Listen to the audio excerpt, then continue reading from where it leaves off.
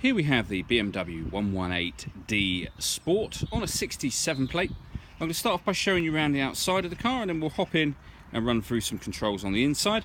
But from the outside you can see that it's a 5-door car with alloy wheels and tinted windows. Let's start off inside the boot and then work our way around the rest of the car from there. So as we approach the back of the car, you'll see we have reversing sensors. This car's also got a reversing camera, which I'll show you when we're inside the car. Plenty of boot space, as you can see, along with that 60/40 split folding rear seat. So I'm just going to work our way back round to the front of the car now, and then we'll hop in and run through some controls on the inside. But now that we've done a full circle of the car, you can see that it's in lovely condition the whole way round. Just briefly before we climb in, I think it's well worth seeing the interior from this exterior point of view. The seats are as good as new. There's plenty to run through on the dashboard, so let's hop in and we'll do that right now. Okay, so now that we're inside the car, we're going to start with the dials. On the left-hand side, we have the speedometer and fuel gauge, and then on the right-hand side, we have the rev counter. You can see at the bottom, the total miles on this car are 6,747. The information that's displayed directly above that can be changed by pushing a button on the end of the indicator stalk for various different pieces of fuel economy information, as you can see. If we back out to the steering wheel, on the left-hand side, we've got speed limiter and cruise control. And on the right-hand side, we have stereo controls, as well as voice activation for the phone. So hit that button, ask it to dial anyone in your contacts list, and it can do that for you without you taking your phone from your bag or pocket. That is, of course, once the phone is paired, and that is done on the central screen just here. So you can see me moving around the various menus at the moment. Everything you do in terms of movement on this car is done using BMW's iDrive system, which essentially is this dial. The buttons as well, but more so the dial. You can go through the various options with this dial, select things by pushing it down. This also moves to the right, it moves to the left, up and down as well, which they all become handy or useful in certain menus, which I'll show you now. You can access menus directly from here. We're on the main menu at this moment in time. So for example, from the main menu, if we wanted to go to satellite navigation, all of what I'm doing now can be done on the dial. We can input a destination from the dial here.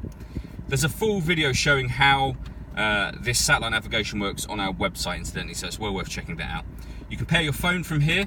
In terms of radio, this car's got FM, AM and DAB digital radio, as you can see. And then if you want to listen to your own music, you can do. There's a CD player, and then you can plug in external devices, so you can stream music wirelessly via Bluetooth audio. There's also auxiliary and USB input on top of that. So plenty of ways to listen to your music. This car's got a reversing camera, which I've already mentioned. If we pop the car into reverse, you can see it's a full colour camera showing what's behind you, and you get the visual parking sensor guideline on there as well. So you really can't go wrong with that system. Working our way down, we've got the CD player, and then dual zone climate control. So you can adjust the temperature independently on either side of the car, so up or down. Fan speed, in the middle just there. Hit that button to turn the air conditioning on, or hit auto and the car will maintain those temperatures for you by taking control of the fan speed itself, which you can hear it doing now. You can press that button to put it back to whatever setting you were previously on, should you wish to. We then have a 12-volt charging socket underneath there, 2 cup holders. It's a keyless start, so the key simply needs to be inside the car, and the start button is just there. The button that's above the start button is the stop and start. So this car's designed to cut out in traffic to save you fuel. You can turn that system off from that button should you wish to. We then have a 6-speed manual gearbox. This button will turn on or off the front parking sensors. You can change the setup or some of the setup elements of the car as well. So from here, for example, you can put it into sport mode, or comfort, which is the normal mode, eco pro, and any setting you're on will show up on the steering wheel just here. So sport, for example, will make the power steering slightly firmer.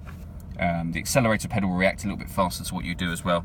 If you put it in sport plus, it's exactly the same, but it also gives you limited traction control as well. So it'll just make a difference. You'll have slightly less traction control. The car will feel slightly looser, slightly racier if you like.